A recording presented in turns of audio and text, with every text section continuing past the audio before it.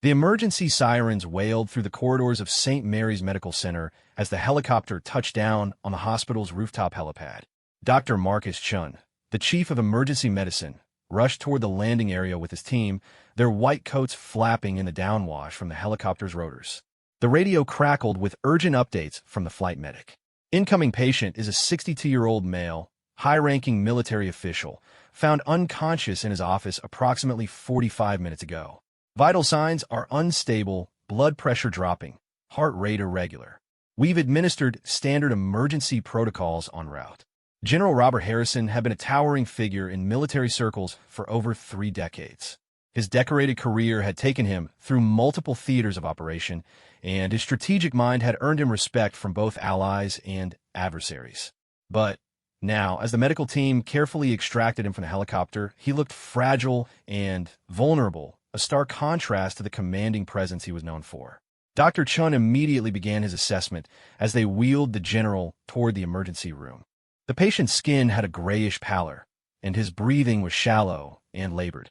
His military aide, Colonel Sarah Mitchell, ran alongside the gurney, her face etched with concern. "Doctor, you have to understand," Colonel Mitchell said, trying to keep pace with the medical team. The general was in a classified briefing this morning. He seemed perfectly fine. He was asking sharp questions, making decisions. Then, around noon, his secretary found him slumped over his desk. Inside the emergency room, the controlled chaos of a trauma response began. Nurses moved with practiced efficiency, connecting monitors and starting 4 lines. The general's vital signs flashed on multiple screens, painting a troubling picture of a man whose body was failing in ways that weren't immediately clear. Dr. Chin studied the readouts carefully. The general's blood pressure continued to drop despite fluid resuscitation. His heart rhythm showed irregular patterns that didn't fit any standard cardiac emergency profile. Most concerning was his neurological status.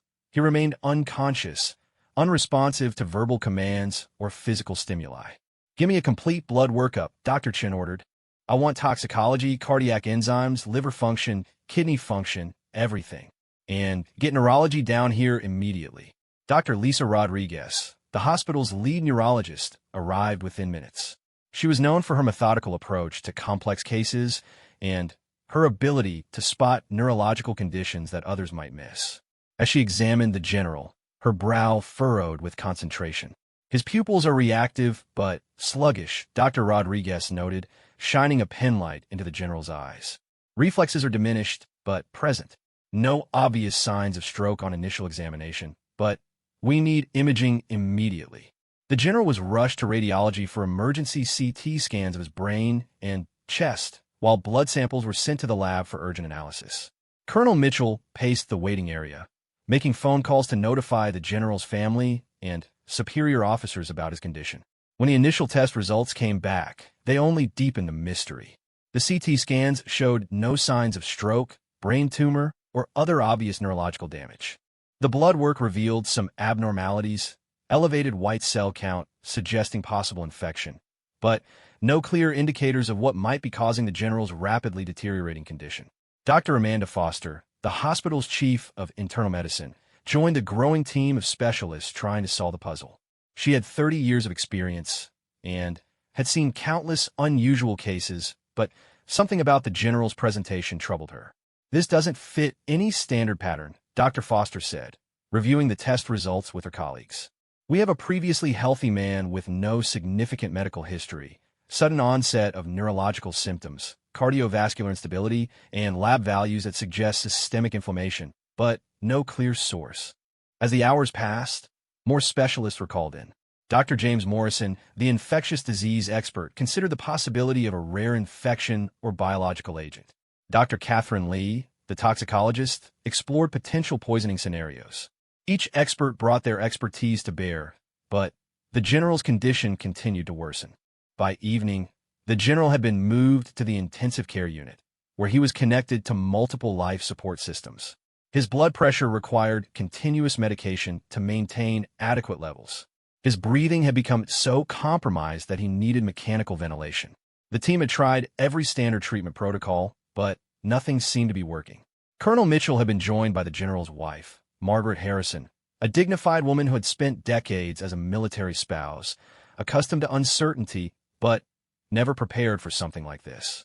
She sat by his bedside, holding his hand and speaking softly to him, hoping he could somehow hear her voice.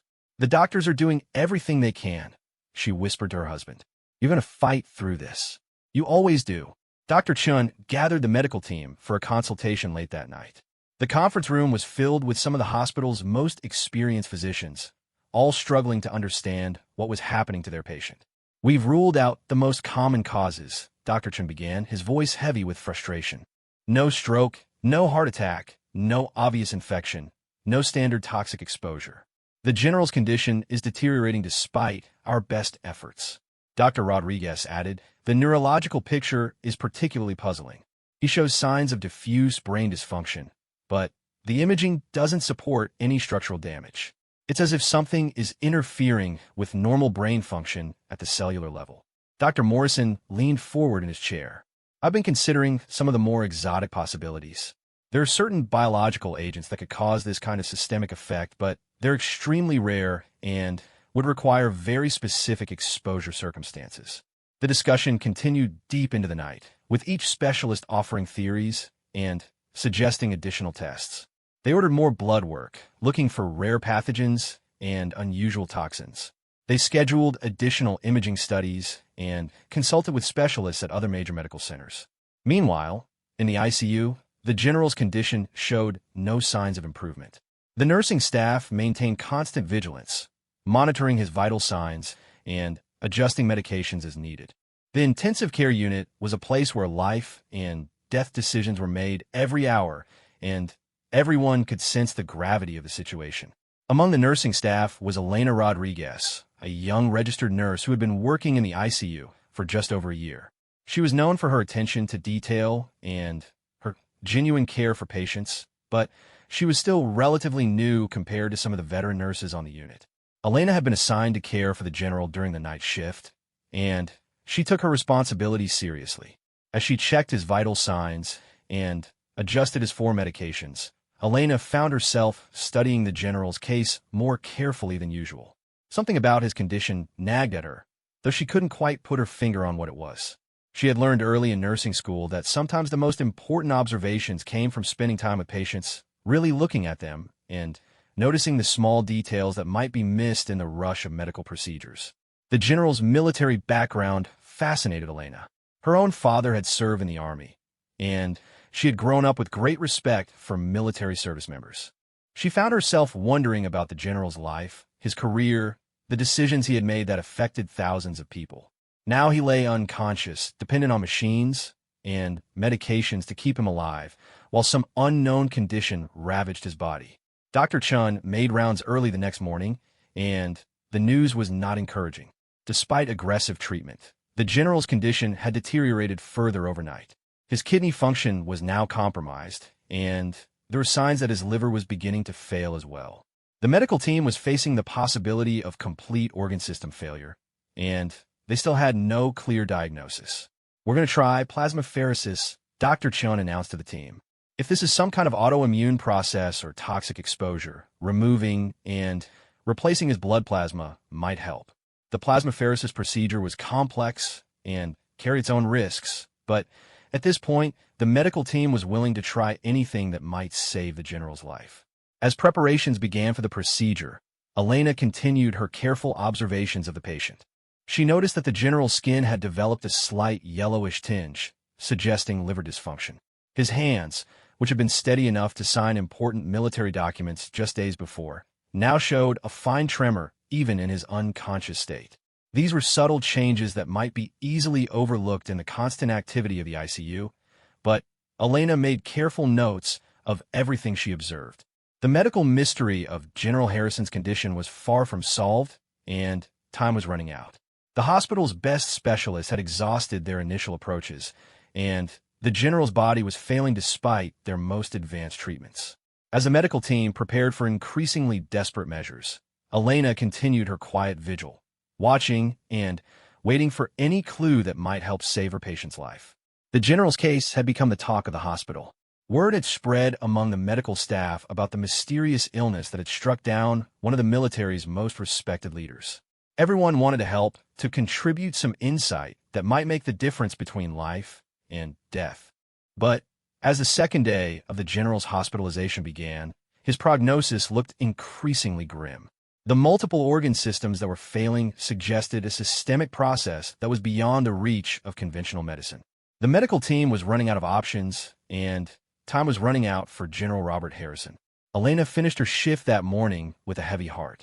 She had done everything she could for the general, but she couldn't shake the feeling that there was something important that everyone was missing. As she walked to her car in the hospital parking lot, she found herself thinking about the case, reviewing in her mind every detail of the general's condition and presentation. Something was there, some crucial piece of the puzzle that had been overlooked.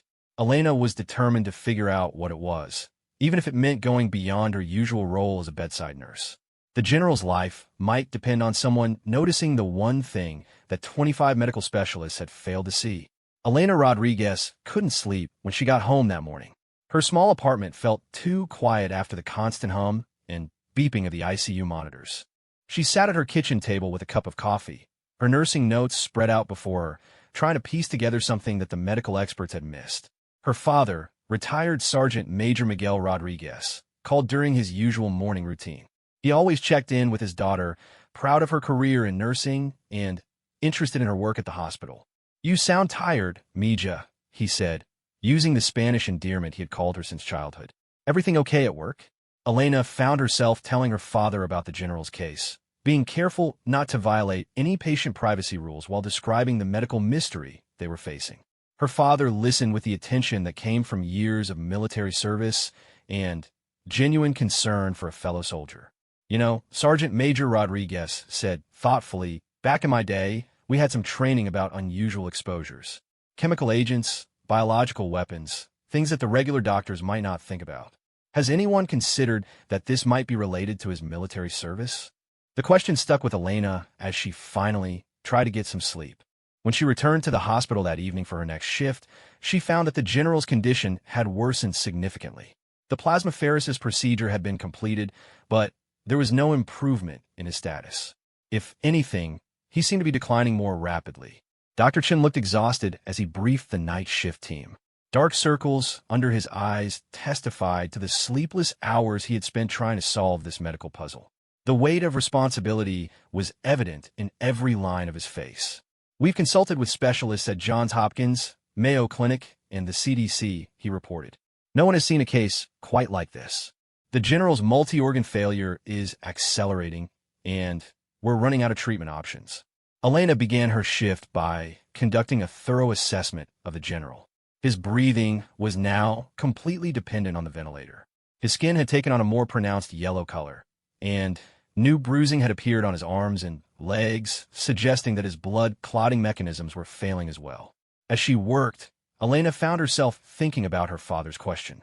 Had anyone really looked into the general's recent military activities? She knew that his aide, Colonel Mitchell, had mentioned a classified briefing, but the medical team had focused primarily on standard medical causes for his condition. During her break, Elena decided to approach Colonel Mitchell, who had maintained a constant vigil in the ICU waiting area. The colonel looked as though she hadn't slept since the general's hospitalization began. Her usually crisp military bearing was replaced by the slouched posture of someone under enormous stress. "Colonel Mitchell," Elena said gently, sitting down beside her. "I'm one of the nurses caring for General Harrison. I was wondering if I could ask you some questions that might help us understand his condition better." Colonel Mitchell looked up with hope in her eyes. Any possibility of new information was welcome at this point. "Of course, anything that might help." Elena chose her words carefully.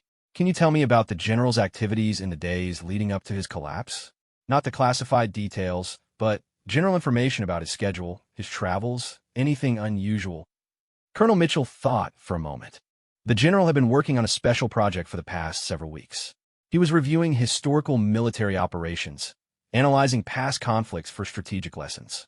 He spent a lot of time in the archives, going through old documents and files. This was new information. Elena made a mental note to share this with the medical team. These archives, were they in secure government facilities? "Some were," Colonel Mitchell replied. "But he also visited university libraries, private collections, even some materials that have been donated by veterans' families." The general was very thorough in his research. He wanted to examine everything from official reports to personal letters and photographs. Elena felt a small spark of interest. Old documents and archives could potentially harbor various contaminants, mold, chemical residues from old preservation methods, even biological agents if the materials have been stored in poor conditions. Did the general mention feeling unwell at all in the past few weeks? Any respiratory symptoms, headaches, fatigue? Colonel Mitchell's expression changed as she considered the question more carefully. Actually, yes. He did mention having some headaches, and he seemed more tired than usual. I attributed it to the long hours he was putting in on the research project. He's always been a workaholic. Elena thanked Colonel Mitchell and returned to her duties, but her mind was racing. The general's exposure to old archives, combined with his gradual onset of symptoms, suggested a possibility that the medical team might not have considered. She decided to do some research of her own. During her next break, Elena went to the hospital library and used the computer terminals to search medical databases. She looked up cases of illness related to exposure to old documents, archives, and historical materials. What she found made her pulse quicken.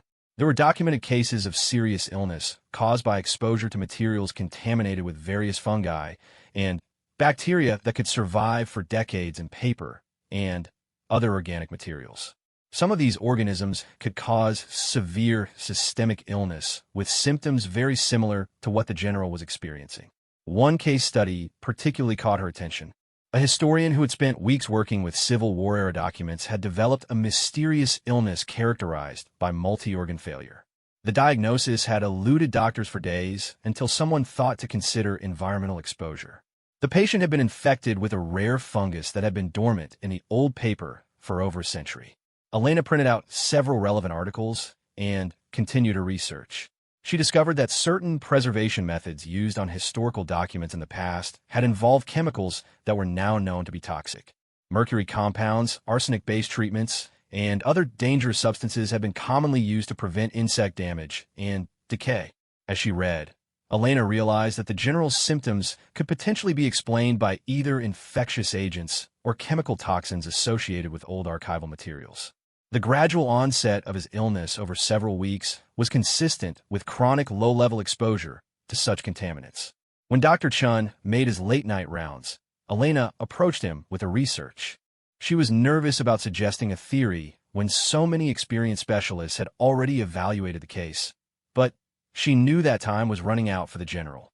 Dr. Chun, I've been thinking about the general's case, she began carefully. I learned that he spent several weeks working in various archives and with old historical documents. I wonder if we should consider the possibility of exposure to contaminants in those materials. Dr. Chen looked at her with tired but interested eyes. He had learned to listen to input from all members of the medical team, knowing that sometimes the most important observations came from unexpected sources. Tell me more about what you're thinking, Elena. Elena shared her research findings, explaining the documented cases of illness related to archival exposure and the various contaminants that could be present in old documents. Dr. Chen listened thoughtfully, occasionally asking questions about the timeline and the specific symptoms. This is actually a very interesting theory, he said after Elena finished her presentation.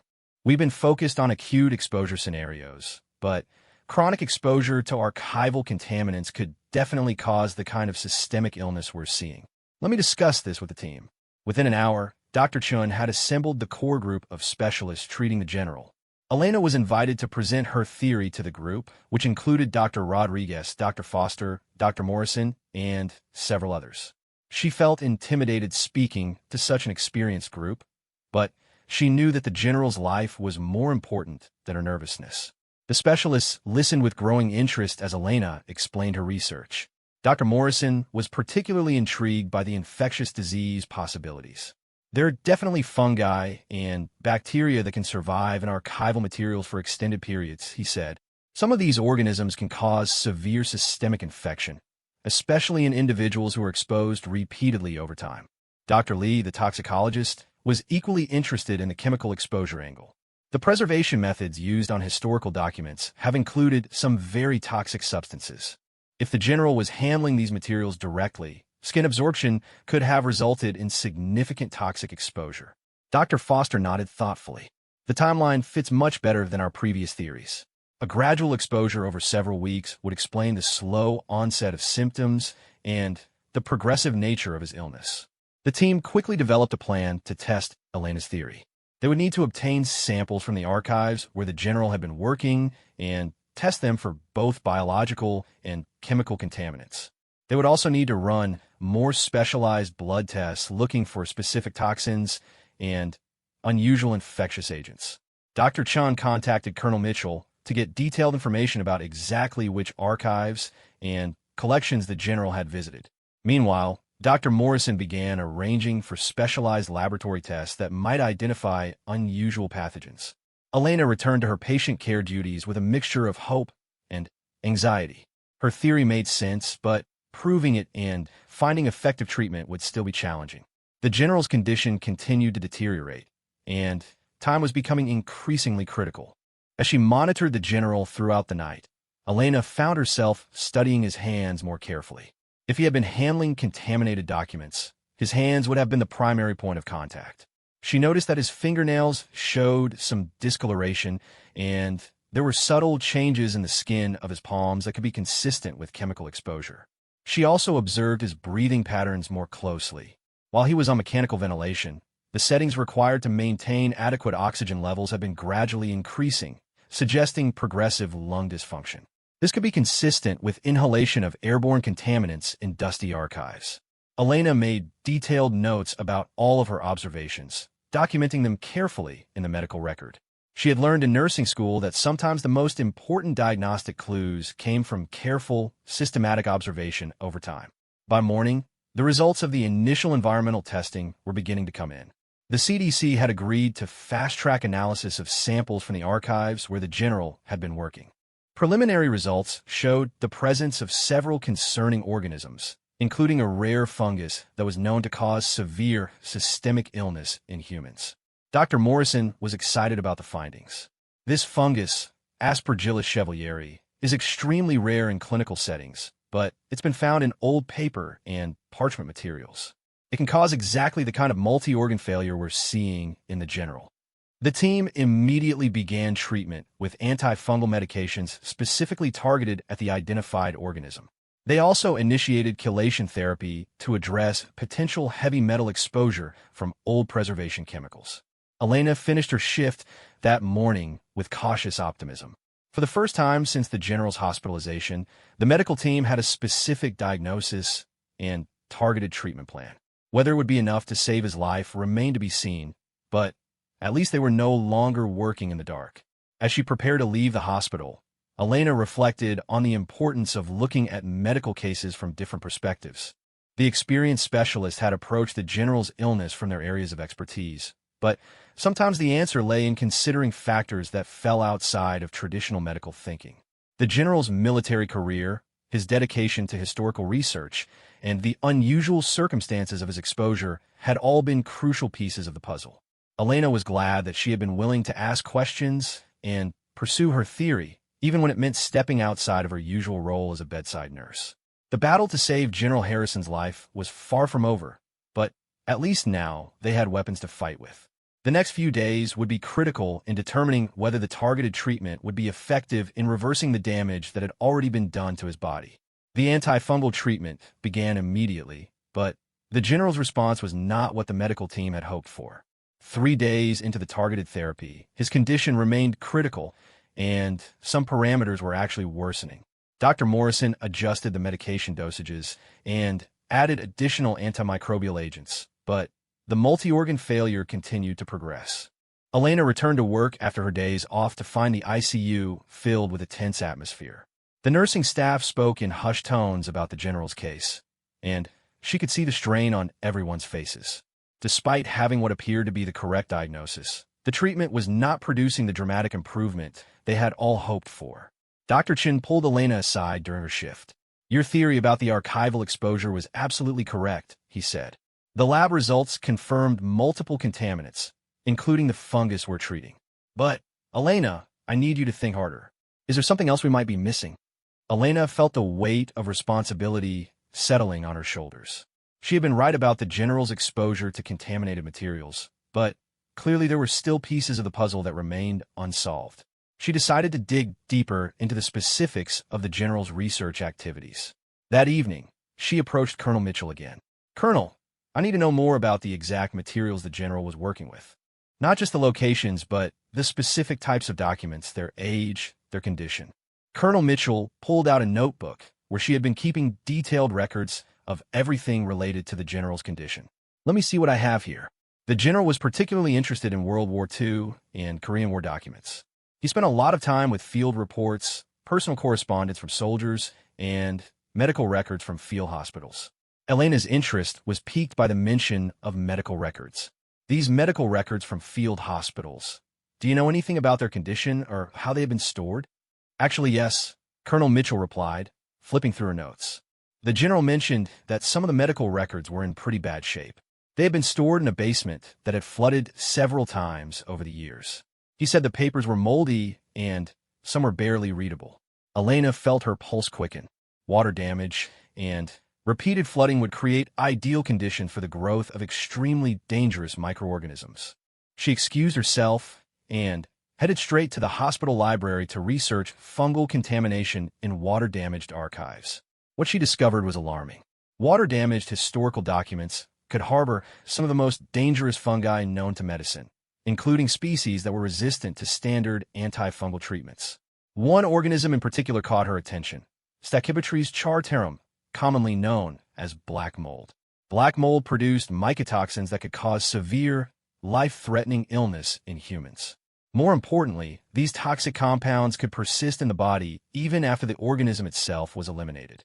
This could explain why the general wasn't responding to antifungal treatment. They might be treating the organism while the toxins it had produced continued to damage his organs.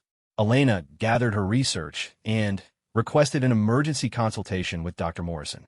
When she shared her findings about mycotoxin exposure, his expression grew grave. "If you're right about this, it changes everything," Dr. Morrison said. "Mycotoxins don't respond to antifungal medications. They require completely different treatment approaches, and some of them cause irreversible damage." Dr. Morrison immediately contacted the laboratory to request specific testing for mycotoxins in the general's blood and urine. These tests were highly specialized and would take time, but they could provide crucial information about whether Elena's latest theory was correct. Meanwhile, the general's condition continued to deteriorate. His liver function was now severely compromised, and his kidneys were showing signs of failure. The medical team was forced to initiate continuous dialysis to support his kidney function. His neurological status remained unchanged. He was still unconscious and unresponsive. Margaret Harrison had been maintaining her vigil by her husband's bedside, speaking to him constantly and reading from his favorite books. She had been a military wife long enough to understand that some battles were harder fought than others, but she refused to give up hope. Elena made it a point to spend extra time with Mrs. Harrison during her shifts. She had learned that providing emotional support to families was just as important as caring for the patients themselves. "Tell me about the general's research project," Elena said gently as she adjusted the generals for medications.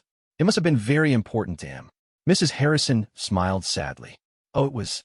Robert was passionate about military history. He said that studying the past was the key to making better decisions in the future. He was writing a book about medical care in combat situations, looking at how field medicine had evolved over time." Elena paused in her work. "He was researching field medicine specifically?" "Yes, he was fascinated by how military doctors and medics had to improvise and adapt under impossible circumstances. He spent weeks reading through old medical records from field hospitals, trying to understand what worked and what didn't."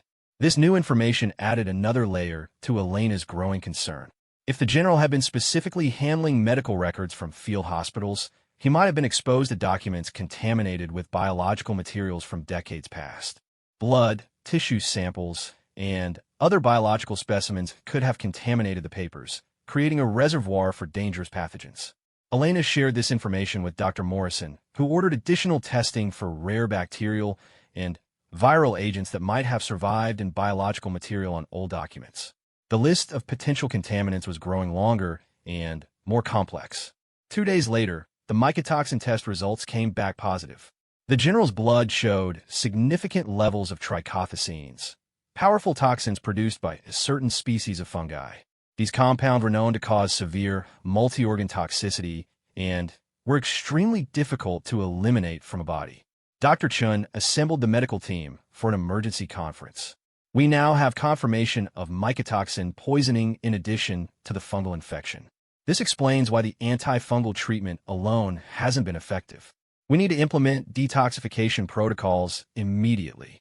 The treatment plan became significantly more complex. In addition to continuing antifungal therapy, the general would need treatments specifically designed to help his body eliminate the mycotoxins. This included activated charcoal administration, enhanced hydration protocols, and medications to support his liver's detoxification processes. Elena worked closely with the medical team to implement the new treatment regimen. The general required round-the-clock monitoring as they balanced the various medications and interventions. Every vital sign, every laboratory value, every subtle change in his condition needed to be carefully tracked and recorded. As the days passed, Elena began to notice subtle changes in the general's condition. His liver function tests, while still abnormal, showed small signs of improvement. His kidney function stabilized, allowing them to reduce the intensity of his dialysis treatments. Most importantly, his neurological responses began to show minimal but measurable improvement. Dr. Rodriguez was cautiously optimistic about the neurological changes. He's beginning to show some purposeful movement in response to stimulation, she reported. It's very subtle, but it's definitely progress. The improvements were slow and incremental, but they represented the first signs of hope since the general's hospitalization. Elena found herself carefully documenting every small change, knowing that these details could be crucial in guiding his continued treatment. Colonel Mitchell noticed the changes too. He squeezed my hand yesterday when I was talking to him, she told Elena. I know it might have been reflexive, but it felt intentional. Margaret Harrison was afraid to hope too much, but she couldn't hide her relief when the doctors reported that her husband's condition was stabilizing. Is he going to recover? She asked Dr. Chin directly. Dr. Chin chose his words carefully. We're seeing improvement, and that's encouraging. But the general has been severely ill, and recovery from mycotoxin poisoning can be a long process. We need to take this one day at a time. Elena understood that the general's battle was far from over. Even if they succeeded in eliminating the toxins from his system, he would likely face a long rehabilitation process. The damage to his organs might be partially reversible, but it would take time to know the full extent of his recovery. As she cared for the general during those critical days, Elena reflected on the complexity of his case. It had taken the combined efforts of dozens of medical professionals, advanced laboratory testing, and careful detective work to identify the true cause of his illness. The general's dedication to historical research had ultimately led to his near-death experience, but it had also provided the clues needed to save his life. The case had taught Elena valuable lessons about the importance of looking beyond obvious explanations and considering unusual possibilities. Medical mysteries often required thinking outside the traditional boundaries of medical practice, incorporating knowledge from other fields, and being willing to pursue theories that might seem unlikely at first glance. More importantly, Elena had learned that every member of the healthcare team could contribute valuable insights, regardless of their level of experience or position in the medical hierarchy. Her willingness to ask questions and pursue her theories had been crucial in solving the general's case. As the general's condition continued to improve slowly but steadily, Elena knew that the most difficult phase of his treatment was likely behind them. The focus would now shift from saving his life to helping him recover his strength and function. But the mystery of his illness had been solved, and the targeted treatment was finally beginning to work. The general's case would become a teaching example for medical professionals about the importance of considering environmental exposures in mysterious illnesses.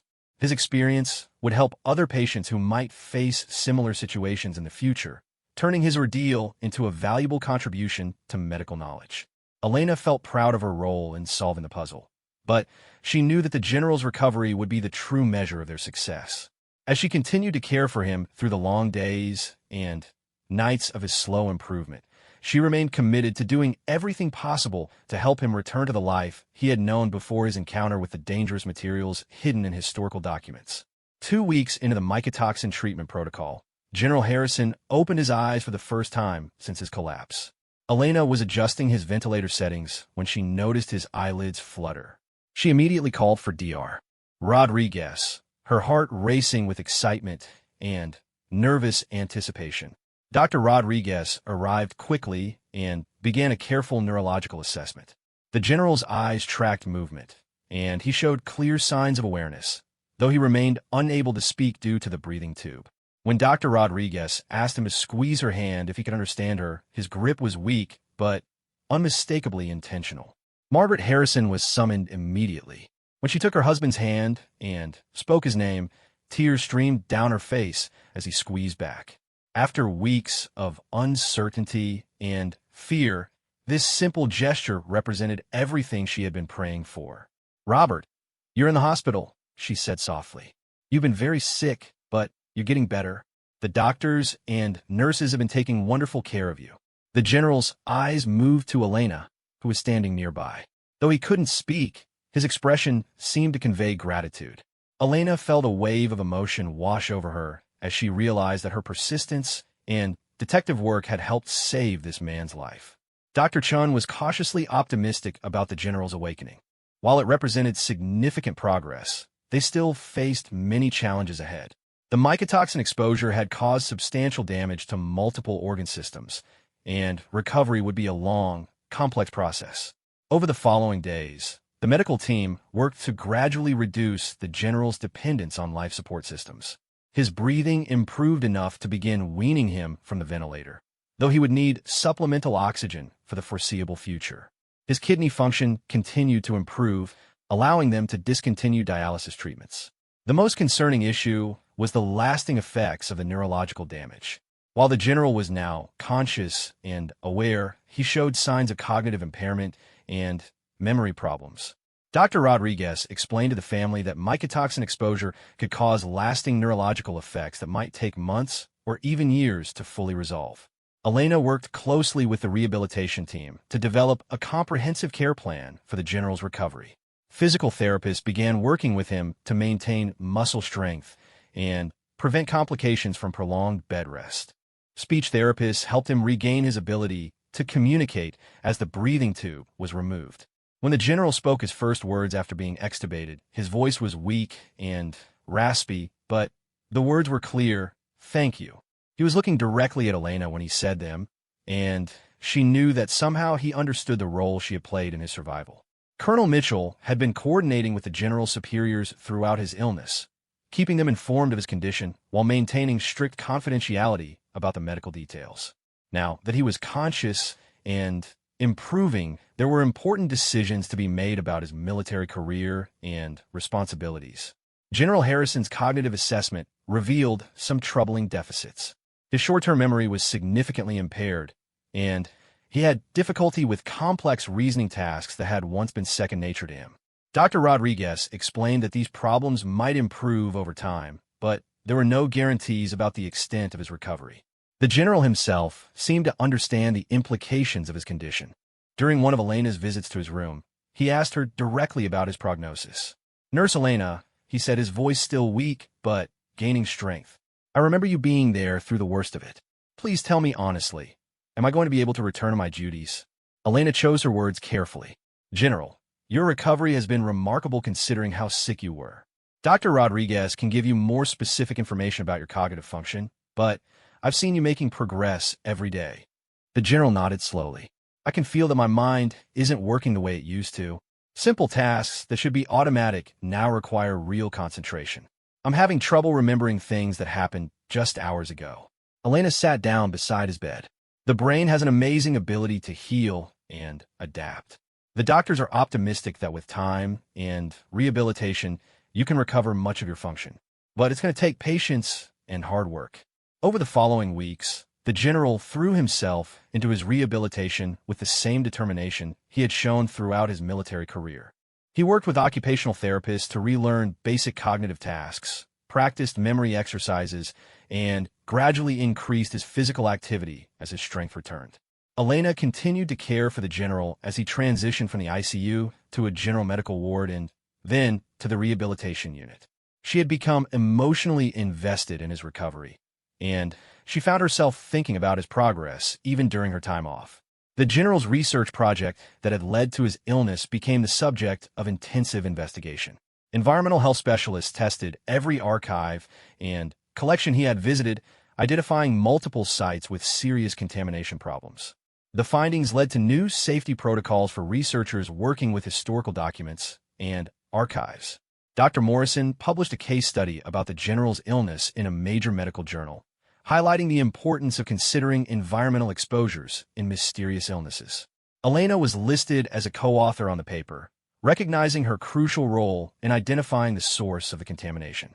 The general's case also caught the attention of military medical researchers. The possibility that historical military documents could harbor dangerous contaminants had implications for archives and museums around the world. New guidelines were developed for safely handling potentially contaminated historical materials.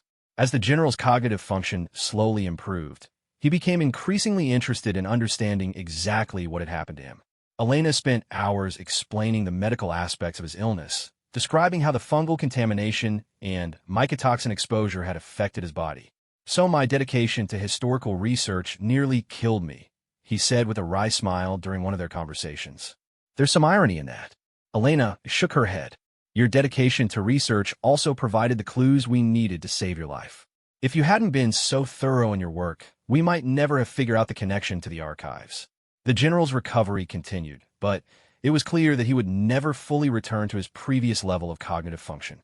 After extensive consultation with military medical officers and his own doctors, the decision was made for him to take early retirement from active duty. This was a difficult adjustment for someone who had devoted his entire adult life to military service. The general struggled with feelings of loss and frustration as he came to terms with his new limitations. Elena and the other healthcare providers worked to support him through this emotional challenge as much as his physical recovery. Margaret Harrison proved to be a tremendous source of strength throughout her husband's recovery. She learned about his medical condition, attended his therapy sessions, and helped him adapt to his changing capabilities. Their relationship, tested by the crisis of his illness, seemed to emerge stronger than ever. The general began working on a different kind of writing project during his rehabilitation. Instead of the historical military analysis he had originally planned, he started documenting his experience with his mysterious illness and the medical detective work that had saved his life. "I want other people to understand how important it is to ask questions and look beyond the obvious," he told Elena. "Your curiosity and persistence saved my life." That's a lesson that applies to much more than just medicine. Elena was touched by the general's words, but she knew that his recovery was the result of many people working together. The experienced medical specialist had provided the expertise and resources needed to implement complex treatments. The laboratory technicians had worked overtime to process specialized tests. The nursing staff had provided round-the-clock care and monitoring. As the general prepared for discharge to continue his rehabilitation at home, Elena reflected on how the case had changed her own perspective on nursing. She had learned that patient advocacy sometimes meant pushing beyond traditional boundaries and challenging conventional thinking. The general's case had also taught her about the importance of considering the whole person, not just their immediate medical condition. Understanding his background, his interests, and his recent activities had been crucial to solving the medical mystery. This holistic approach to patient care would influence her practice for years to come. Colonel Mitchell organized a small ceremony to thank the medical staff who had cared for the general. Elena was surprised to be singled out for special recognition, receiving a commendation from the general's military unit for her role in solving the case. Nurse Rodriguez demonstrated the kind of critical thinking and persistence that we value in military service, Colonel Mitchell said during the presentation. Her willingness to ask difficult questions and pursue unusual theories exemplifies the best of both nursing and military problem-solving. Elena was humbled by the recognition, but she knew that the real reward was seeing the general walking out of the hospital with his wife. While he would face ongoing challenges in his recovery, he was alive and improving with the prospect of many more years with his family and the opportunity to share his experience to help others. The general's case became a landmark example in medical education, illustrating the importance of environmental history-taking and the value of input from all members of the healthcare team. Elena was invited to speak at nursing conferences about the case, sharing the lessons she had learned about patient advocacy and clinical detective work. As she continued her work in the ICU, Elena carried with her the confidence that came from successfully navigating such a complex case. She had learned to trust her instincts and to value her unique perspective as a bedside nurse. Most importantly, she had discovered that sometimes the most important medical breakthroughs came not from advanced technology or specialized expertise, but from careful observation, persistent questioning, and the willingness to consider possibilities that others might overlook. The general's recovery would continue for months and years to come, but the mystery of his illness had been solved. Elena had played a crucial role in that solution, proving that in medicine, as in many other fields, the most valuable insights sometimes came from the most unexpected sources. 6 months after General Harrison's discharge from the hospital, Elena received an unexpected phone call at work. It was Margaret Harrison, inviting her to a special event that she and the general were hosting to thank everyone who had been involved in his care and recovery. "Robert has been working on something special," Mrs. Harrison explained. "He's established a research foundation focused on environmental health hazards and historical archives, and he wants to announce it publicly. He specifically requested that you be there, Elena. You save his life, and he wants to honor that." Elena was touched by the invitation, but also curious about the general's condition. The last time she had seen him was during a follow-up appointment at the hospital several weeks after his discharge. At that time, he was still struggling with memory problems and cognitive fatigue, though his physical health had largely recovered. The event was held at a veterans center downtown, and Elena was amazed by the turnout. Military officers, medical professionals, researchers, and members of the general's family filled the room. When she arrived, Elena was immediately greeted by Colonel Mitchell, who looked much more relaxed and cheerful than she had during those stressful days in the hospital. "Elena, I'm so glad you could come," Colonel Mitchell said, embracing her warmly. "Wait until you see how much the general has improved. He's been working tirelessly on this foundation, and it's been incredibly therapeutic for him." When Elena saw General Harrison, she was struck by the dramatic change in his appearance. While he still looked older than his years and moved more slowly than before his illness, there was a clarity and purposefulness in his demeanor that reminded her of the commanding officer he had once been. "Nurse Elena," the general said, approaching her with a broad smile, "I can't tell you how grateful I am that you came. There are some people I want you to meet." He introduced her to several researchers and medical professionals who were interested in the work that had grown out of his case. Elena learned that the general's experience had sparked a nationwide review of safety protocols for historical archives and research facilities. Dr. Morrison was also in attendance, and he updated Elena on the ongoing research that had emerged from the general's case. "We've identified contamination problems in archives across the country," he explained. "The general's illness, as terrible as it was, has probably prevented dozens of other cases by raising awareness about these hazards." During the formal program, General Harrison spoke about his experience and the establishment of his foundation. Elena was moved by his eloquence and the passion he brought to describing the importance of protecting researchers and the public from environmental health hazards. "I nearly died because of contaminated historical documents," the general said, addressing the assembled crowd. "But my illness led to discoveries that will protect countless others in the future. That transformation of tragedy into prevention is something I can be proud of." He then called Elena to the front of the room, where she was presented with a special award from the foundation for her role in solving the medical mystery that had saved his life. Elena felt overwhelmed by the recognition and the warm applause from the audience. "This young nurse refused to accept easy answers," the general said, his voice carrying clearly through the room. "She asked the right questions at the right time, and her persistence and intuition saved my life." Elena Rodriguez embodies everything we hope to achieve with this foundation: careful observation, thoughtful analysis, and the courage to pursue unconventional theories when lives are at stake. Elena was asked to say a few words to the audience. She spoke about the importance of collaborative healthcare and the value of considering environmental factors in medical mysteries. She emphasized that the general's recovery had been the result of many people working together, each contributing their unique perspective and expertise. After the formal program, Elena had the opportunity to speak privately with the general and his wife. She was curious about his ongoing recovery and how he had adapted to the changes in his cognitive function. "I won't lie to you, Elena," the general said. "Some days are harder than others. My memory isn't what it used to be, and I sometimes struggle with complex tasks that were once routine. But I've learned to work around these limitations, and in some ways my perspective on life has changed for the better." Margaret Harrison nodded in agreement. Robert is more patient now, more willing to ask for help. The illness taught him that he doesn't have to carry every burden alone. In many ways, our relationship is stronger than it's ever been. The general explained how he had channeled his passion for research into the Foundation's work, but with a new focus on safety and prevention rather than pure historical analysis. "I can't return to active military duty, but I can use my experience to protect others. That gives my illness meaning and purpose." Elena learned that the general had been working with occupational therapists and had developed strategies to manage his cognitive limitations. He used detailed note-taking systems, relied more heavily on technology to organize information, and had learned to pace himself to avoid mental fatigue.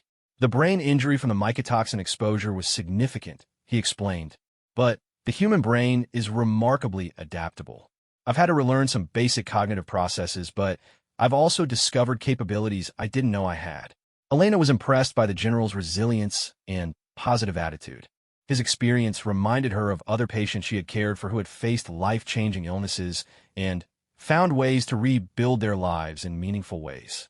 Dr. Chun was also at the event, and he took the opportunity to update Elena on changes that had been implemented at the hospital as a result of the general's case. "We've developed new protocols for evaluating patients with mysterious illnesses," he explained. "Environmental exposure history is now a standard part of our assessment process, and we've created a more systematic approach to involving all members of the healthcare team in diagnostic discussions."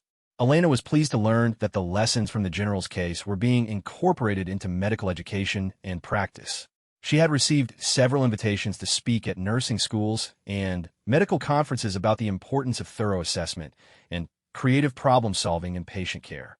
The General's Foundation had already begun making grants to support research into environmental health hazards in archives, libraries, and museums.